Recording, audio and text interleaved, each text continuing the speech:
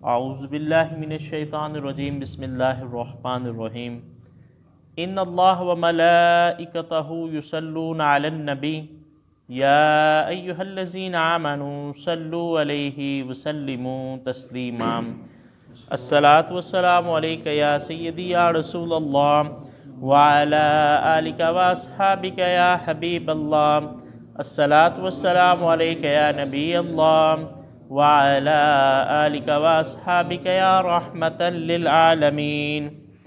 اللہ رب العزت کی حمد و ثنا اور آقا علیہ الصلوۃ والسلام کی بارگاہ میں گلہ عقیدت پیش کرنے کے بعد نہایت ہی معزز و محترم سامعین حضرات، سورہ البقرہ تیسرا پارہ اور چوتھے رکوع کا آغاز ہو رہا ہے۔ اللہ رب العزت نے ارشاد فرمایا مثل الذین ینفقون اموالہم فی سبیل اللہ، مثال ان لوگوں کی کہ جو اللہ کی راہ میں اپنے مال کو خرچ کرتے ہیں، کا مثلی ان کی مثال ایسے ہے حبۃ جیسے ایک دانہ ہو، انبتت سبع سنابل اور اس میں سے 7 بالیاں نکلیں۔ ایک دانہ جو ہے بیج زمین کے اندر بویا جائے، وہ جب پودا بنتا ہے اس میں سے 7 بالیاں نکلتی ہیں۔ فی کل سنبلۃ مئۃ حبا، اور پھر ہر ایک بالی کے اندر 100 دانے ہیں۔ تو گویا رب کائنات نے انفاق فی سبیل اللہ، اللہ کی راہ میں مال خرچ کرنا، اس کی مثال ایسے بیان کی ہے کہ جیسے کوئی ایک بیج بویا جائے، اس میں سے پھر ایک پودا نکلے، اس پر 7 بالیاں یا 7 سٹے آپ کہہ لیں نکلیں، پھر ہر بالی کے اندر 100 دانے ہوں، یعنی ایک کے بدلے 700 گنا کا اجر رب کائنات نے بیان فرمایا۔ اب جب ہم قرآن کا مطالعہ کرتے ہیں تو ہمیں یہ بات سمجھ میں آتی ہے کہ اللہ تعالیٰ نے نیکی کا اجر 3 اعتبار سے گنوایا۔ ایک یہ ہے کہ ہم نیکی کریں تو اللہ رب العزت کا اس کا 10 گنا اجر عطا فرماتا ہے۔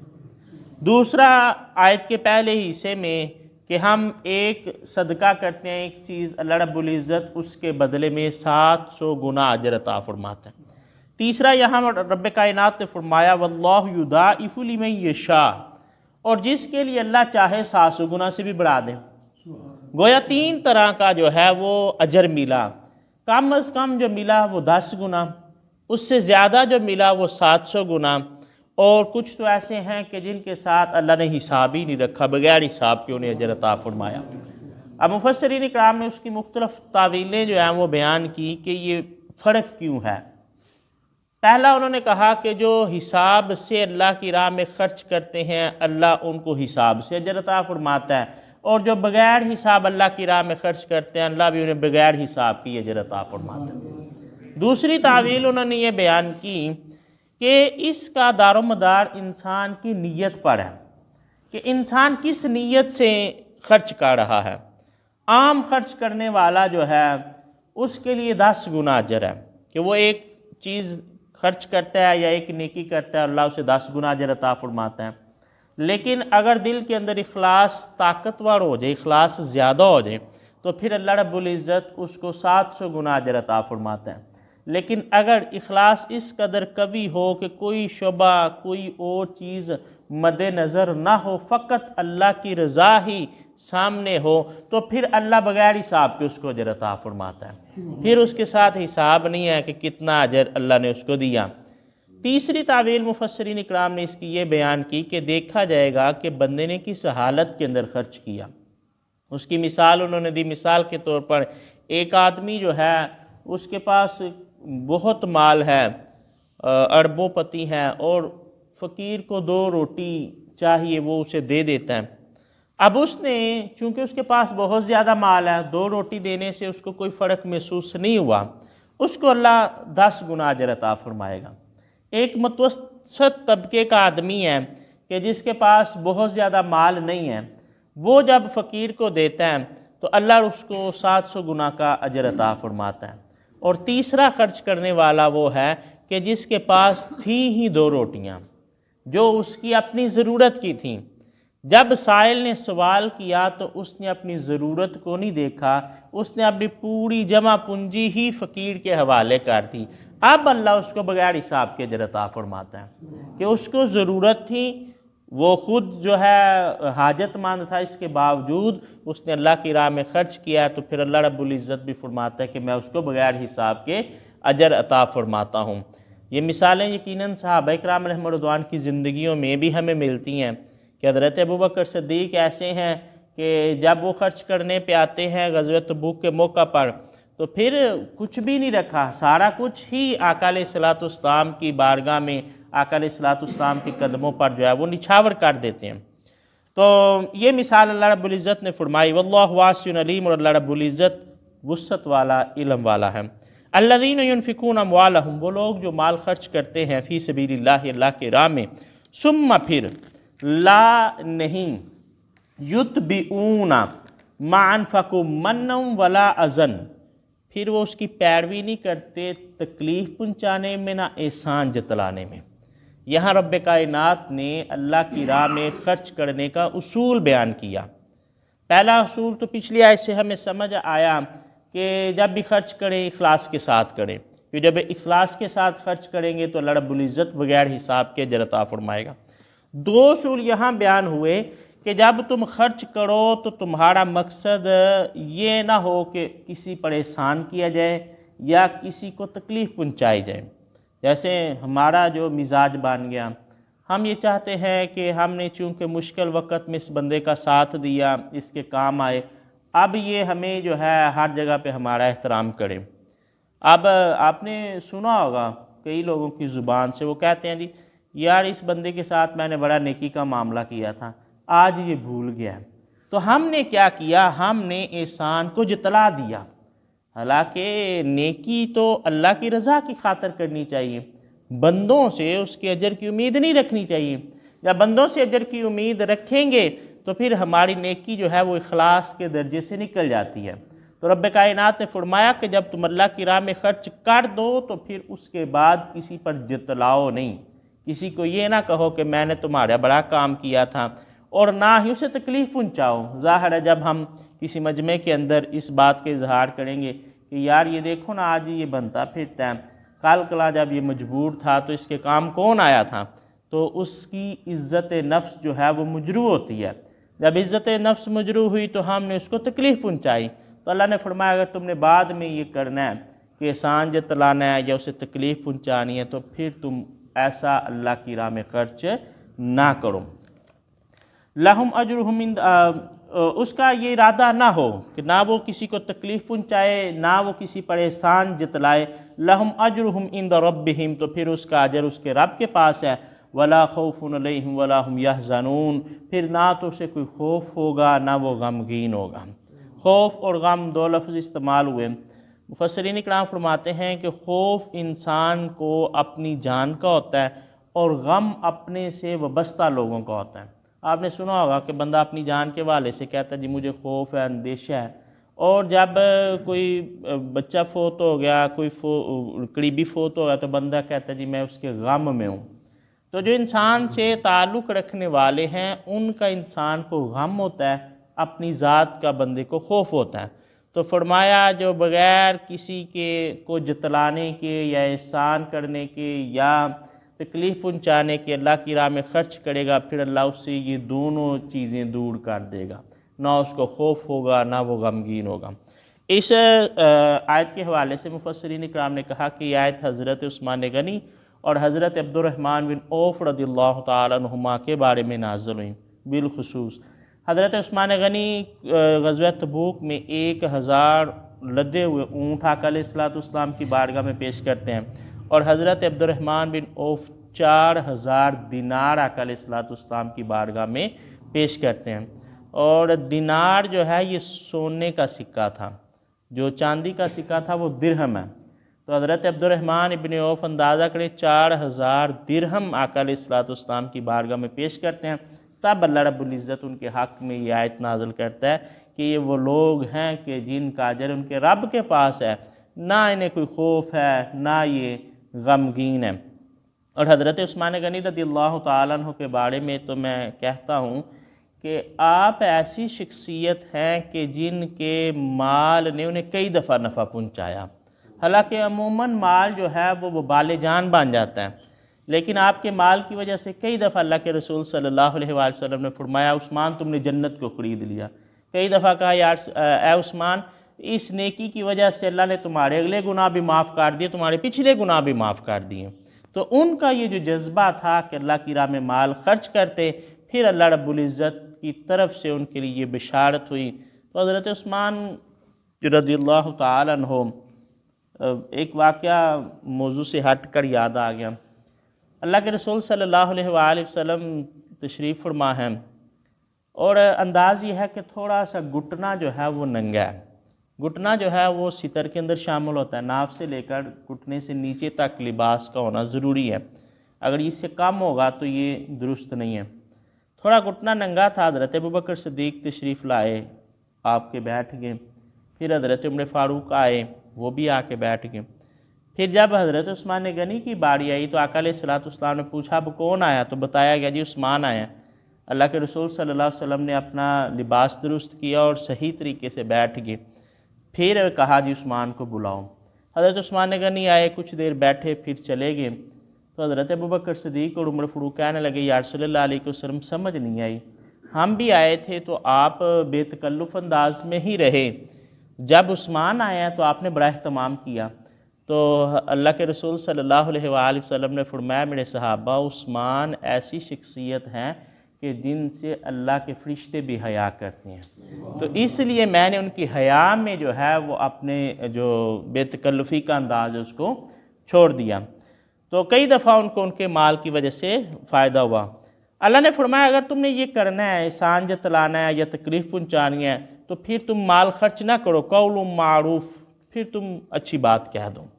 یعنی کوئی سائل آ گیا سوال کرتا ہے تو اس کو بجائے دینے کے تم کوئی اچھی بات کہو۔ اچھی بات سے مراد یہ ہے کہ اچھے انداز میں اس کو ٹال دو کہ جی میں نہیں کر سکتا، یا کسی ایسے بندے کی طرف اس کی رہنمائی کر دو کہ جو اس کو مال دے سکتا ہے۔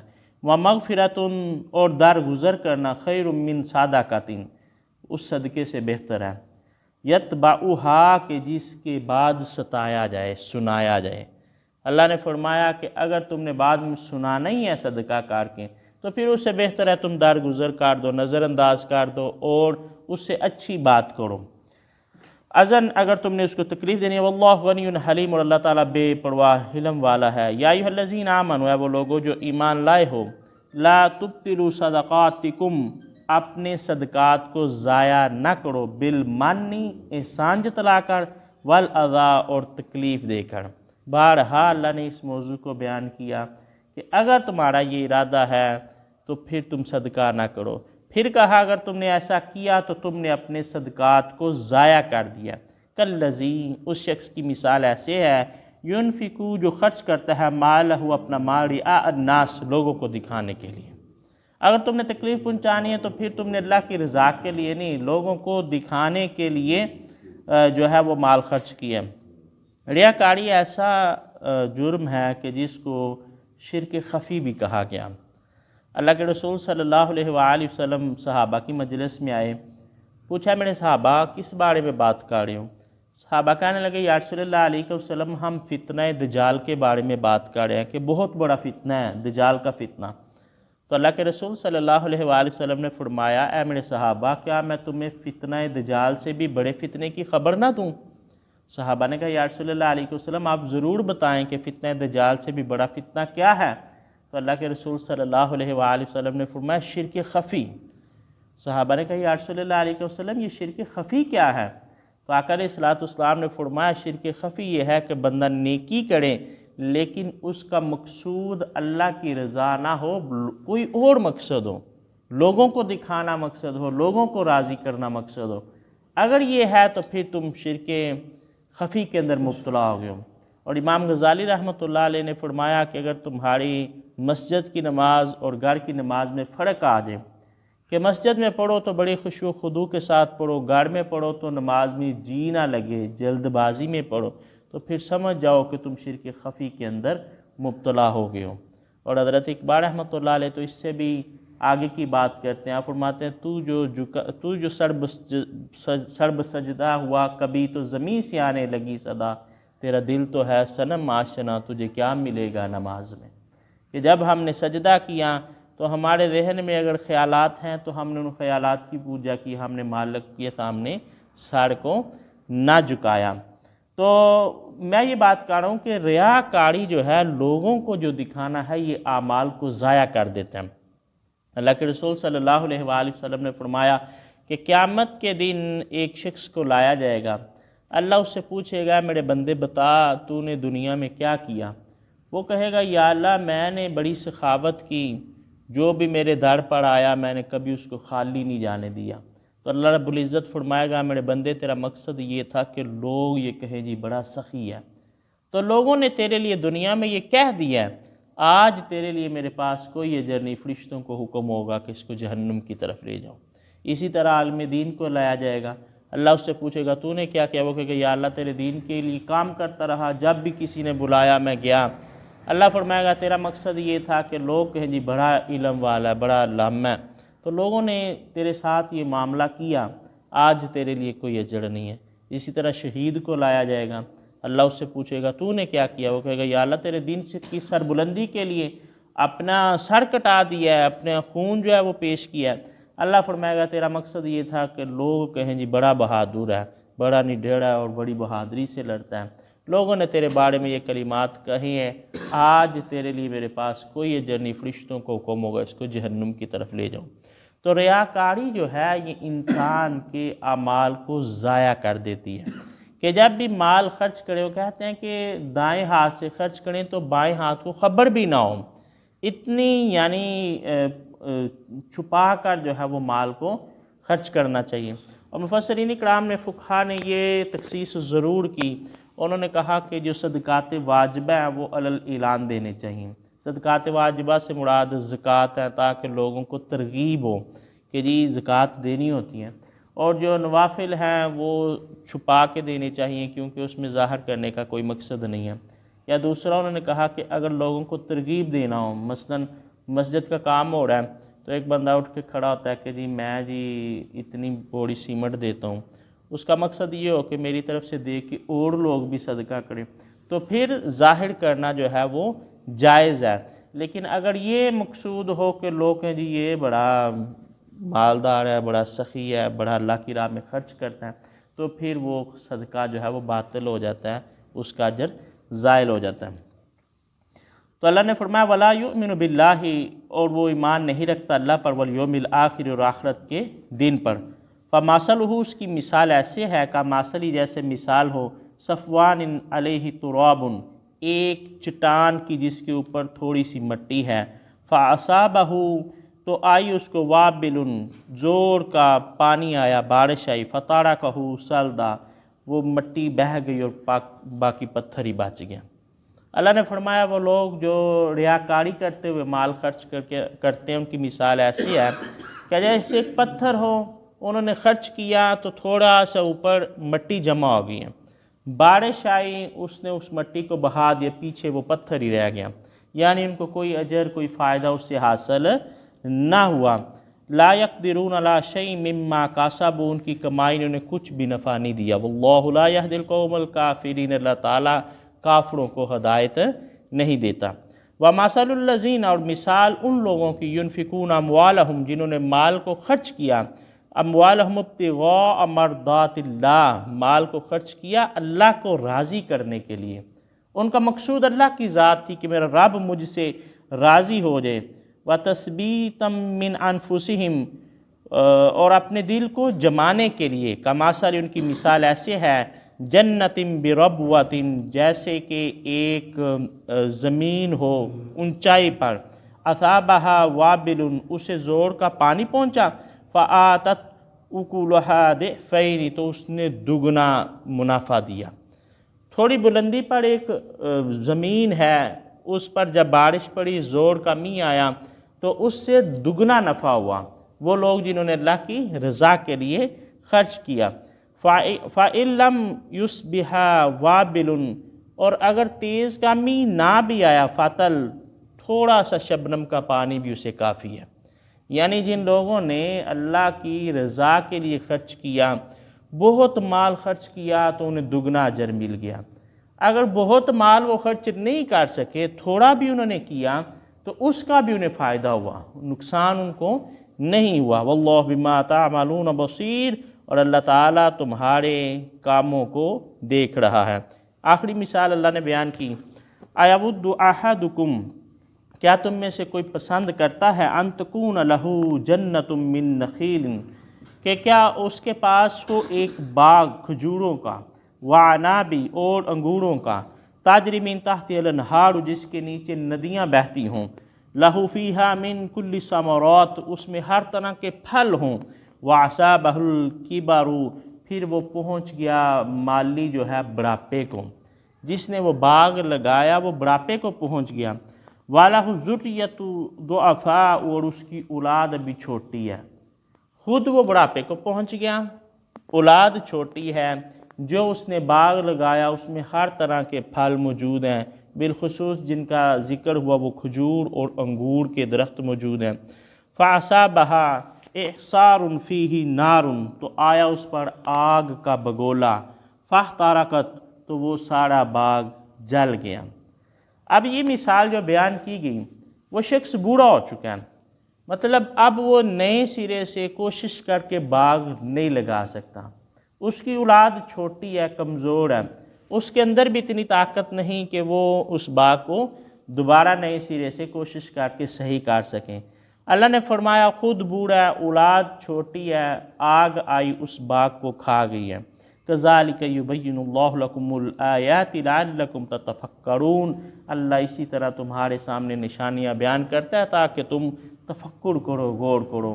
یہ مثال ان لوگوں کی کہ جنہوں نے دنیا میں بہت خرچ کیا، جیسے بھی میں نے مثال ریاکاری کے حوالے سے بیان کی کہ انسان سمجھتا رہتا ہے کہ جی میں نے بڑا مال اللہ کی راہ میں خرچ کیا ہے اور اپنے تائیں اس نے بہت سا ثواب جمع کر لیا ہے، لیکن اس نے کسی کو تکلیف دی تھی مال خرچ کر کے، اس نے کسی پر احسان جتلایا تھا مال خرچ کر کے، اس کا مقصد اللہ کی رضا نہ تھا، تو اللہ نے فرمایا پھر وہ وقت آئے گا اس کے اعمال ضائع کر دیے جائیں گے، پھر سوائے پچھتاوے کے اس کے پاس کچھ بھی نہ ہوگا۔ وَمَا عَلَيْنَا إِلَّا الْبَلَاغُ الْمُبِينُ۔